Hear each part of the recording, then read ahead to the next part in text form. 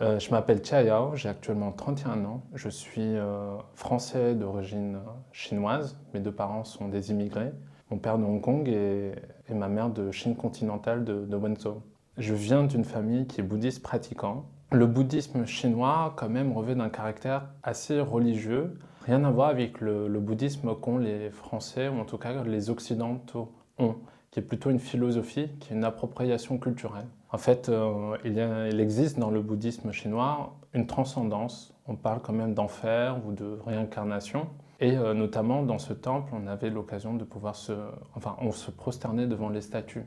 Et on faisait l'offrande de nourriture notamment, soit de l'eau, soit des fruits. Donc il y a un caractère vraiment très religieux que beaucoup de Français européens ne se représentent pas. Il y avait la prosternation, mais il y avait également une procession qui se passait tout autour, au milieu des statues, dans la grande salle principale où il y avait le culte. Il y a aussi un aspect aussi superstitieux parce que dans l'équivalent d'un chapelle, dans un autre lieu, on avait l'occasion de pouvoir jeter un peu, secouer des baguettes et les baguettes qui tombaient voilà, nous donnaient une fortune, c'est-à-dire un papier qui nous disait si notre souhait ou pas était plutôt bon, agréé ou pas par ce qu'il y avait là-haut.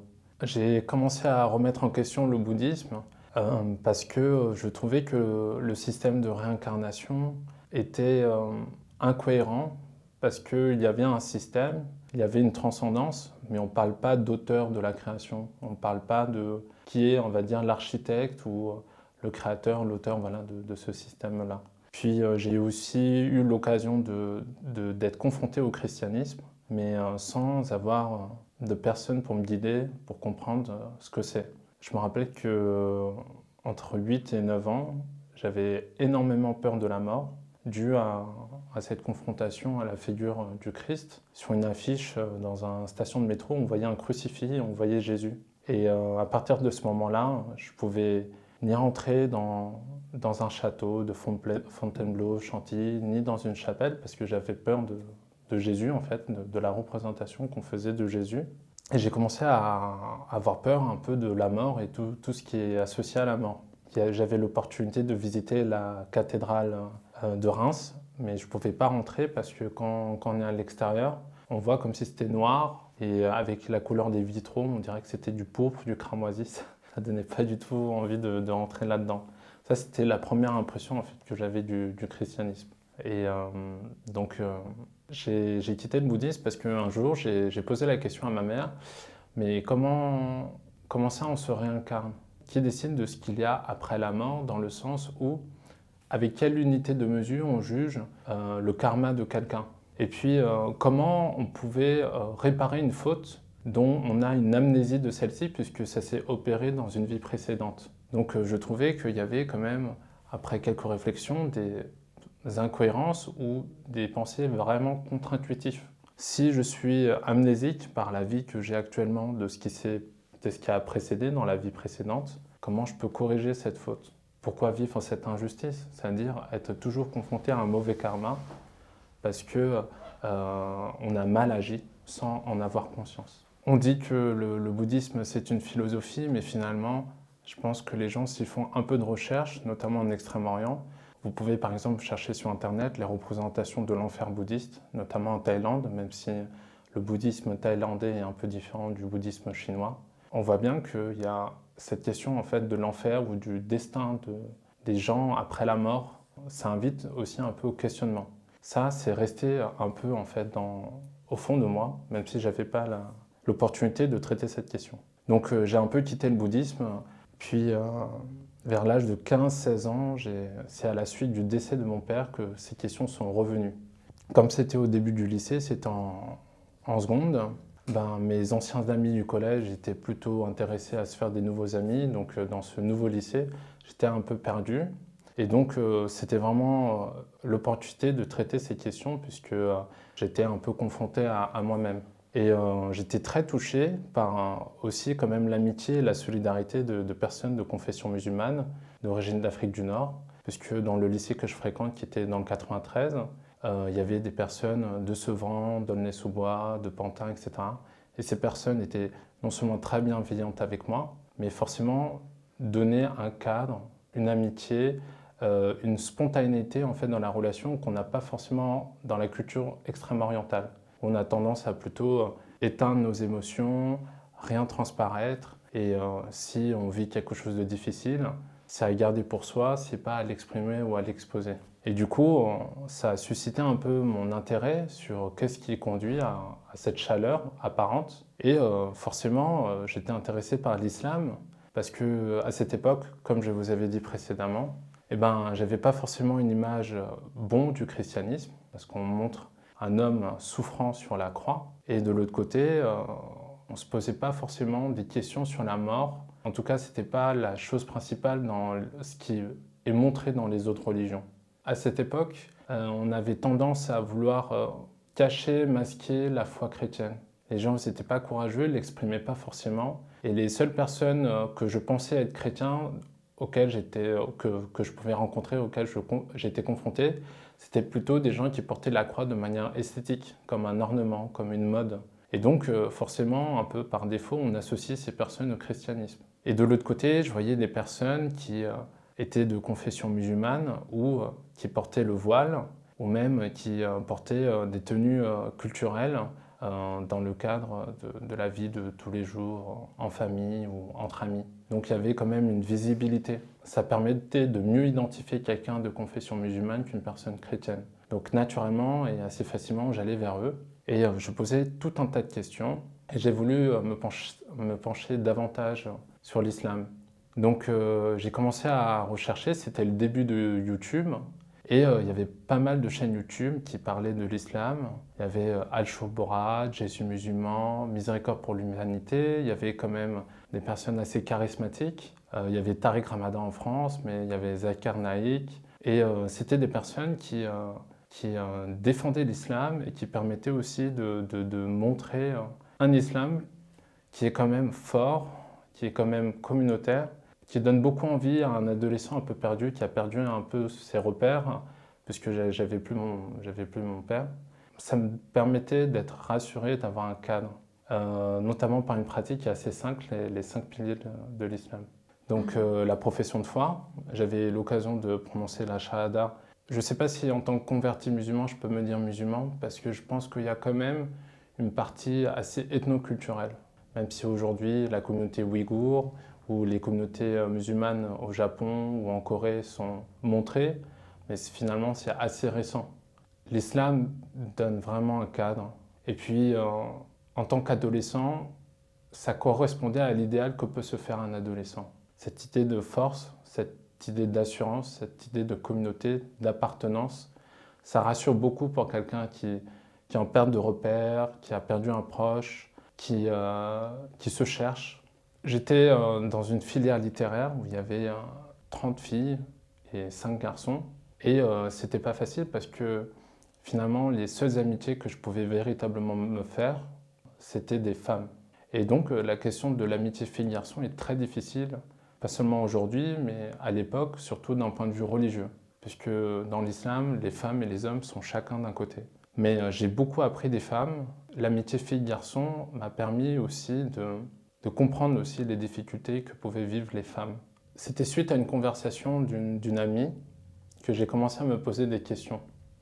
Cette amie avait rencontré un garçon, c'était peu de temps après le lycée. Ça faisait longtemps qu'on ne s'est pas revus et elle me disait qu'elle était sortie avec un pervers narcissique. Je sais qu'aujourd'hui, on utilise un peu ce terme pour tout et n'importe quoi, mais à l'époque, il y avait quand même des critères psychologiques pour décrire ce que c'est qu'un pervers narcissique. C'est-à-dire qu'il y a une stratégie que cette personne emploie pour isoler sa victime. Cette personne va éliminer justement l'entourage de la personne, ses amis, les membres de sa famille. Et une fois que cette personne est isolée, elle va commencer à imposer son rythme de vie ou imposer son point de vue. Et donc, comme la personne est isolée, il n'y a plus d'esprit critique. Et ce qui se passe, c'est qu'elle me disait qu'à force de faire du chantage émotionnel, progressivement, elle avait commencé à perdre son libre arbitre. Elle a commencé à faire ce que voulait en fait son ex. Et puis, systématiquement, la rabaisser et à se valoriser. Cette amie avait l'impression qu'elle ne pourra jamais trouver meilleur ailleurs. Ça m'a fait réfléchir parce que ces stratégies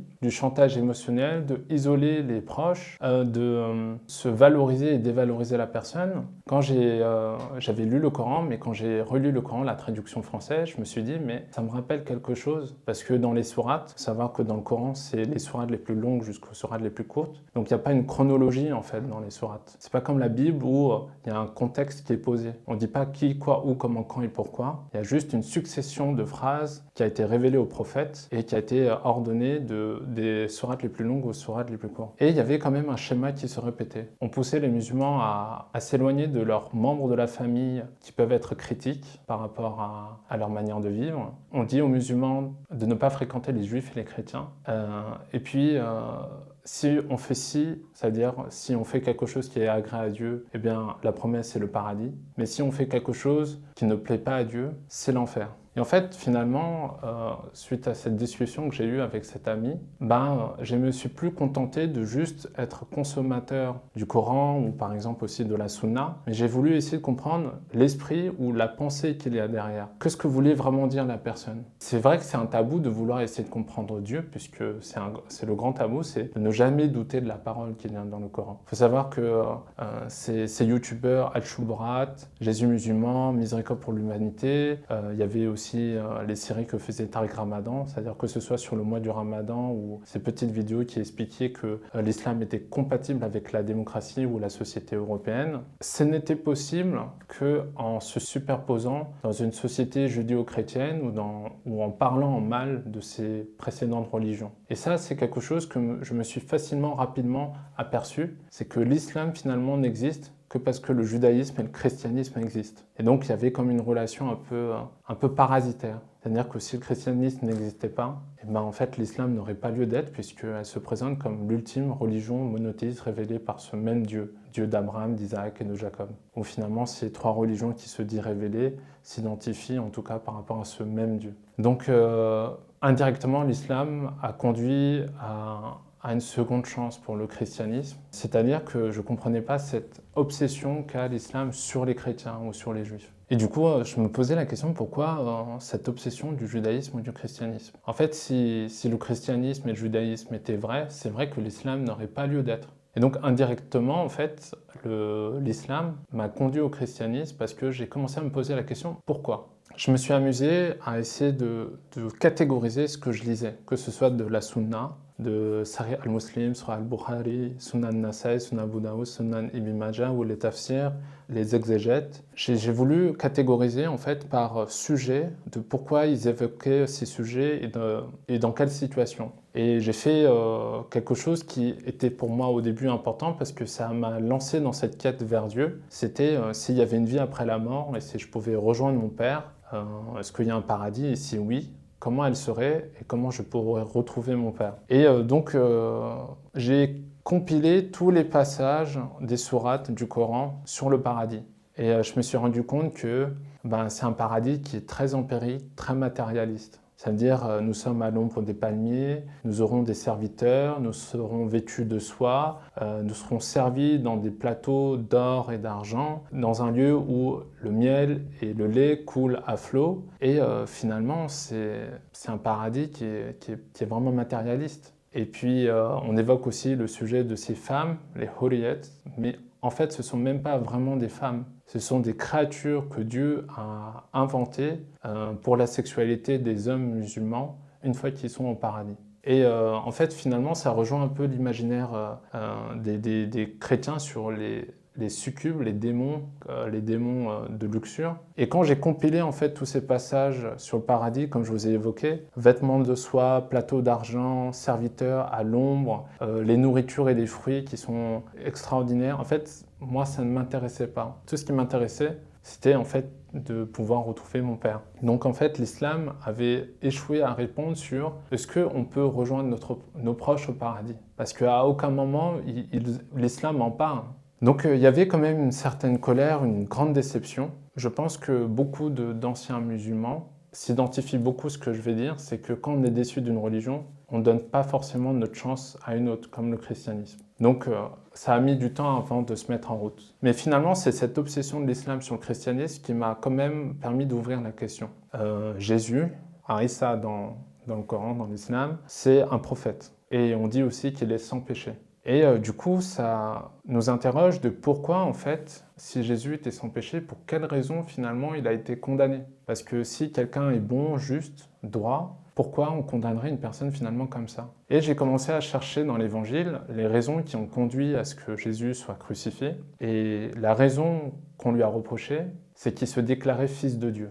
Alors qu'il a guéri des aveugles, alors qu'il a aidé des personnes, le seul reproche qu'on pouvait faire, c'est qu'on accusait Jésus de blasphémer Dieu en s'associant à lui, en étant en fait fils de Dieu. Je me suis dit, c'est juste un fou en fait, mais un fou qui ne fait du mal à personne. Contrairement aux compagnons du prophète, qui étaient des chefs militaires, qui faisaient des conquêtes, qui tuaient des gens, ce qui m'a beaucoup surpris, c'est que les disciples de Jésus, les apôtres, ils sont tous morts finalement pour un fou qui se déclarait fils de Dieu.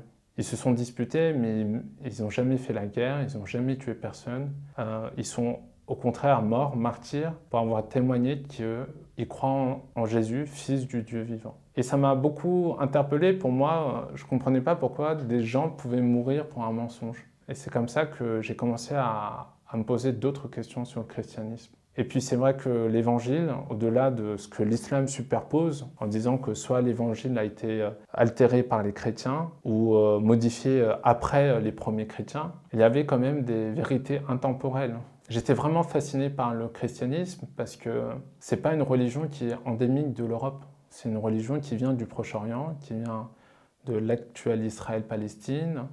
Jésus a mis ses pieds au Liban. Et donc ça m'a fasciné que l'Europe ait adopter une religion qui ne vient pas en fait de ses propres terres. Et en tant qu'immigré, je sais que la Chine communiste associe par exemple le christianisme, comme beaucoup aussi de personnes d'Afrique continentale ou subsaharienne, à une religion de blancs, c'est-à-dire à la religion des colonisateurs. Quand on prend le temps d'y réfléchir, la terre d'origine en fait du christianisme, c'est le Proche-Orient. C'est pour ça que je me suis intéressé davantage au christianisme parce que l'histoire est très riche. Il fallait vraiment prendre du temps sur ça. Et c'est dans la lecture de ce qu'on appelle les pères de l'Église, on se rend compte qu'il y a un patrimoine culturel, il y a une tradition qui n'est pas seulement humaine, il y a une passation qui se fait depuis la mort et la résurrection de Jésus. Et j'ai trouvé en fait cet héritage tellement riche que j'ai voulu m'intéresser à ces chrétiens-là, qu'on dit des chrétiens apostoliques. Et donc, il y avait